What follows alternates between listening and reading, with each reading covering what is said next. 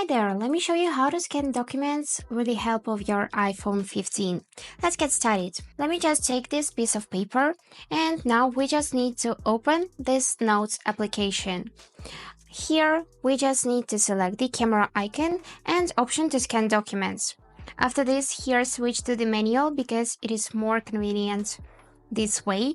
And now you just need to point the camera at this document and you'll see that everything will light up yellow. So now you just need to press the camera shutter button to take the photo. And let me show you how it looks. So now you can resize it, and when you're done, select this keep scan option, and after this you will need to select this save button. And now it is saved to your notes.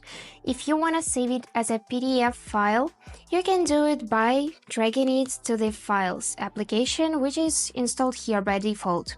For this, just tap this arrow and here select Save to Files.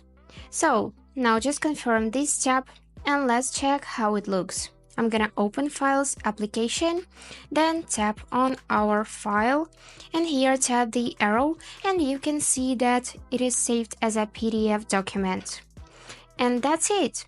You can also do just the same with the help of more convenient way. Just press and hold the Notes application, and you'll see the Scan Document option.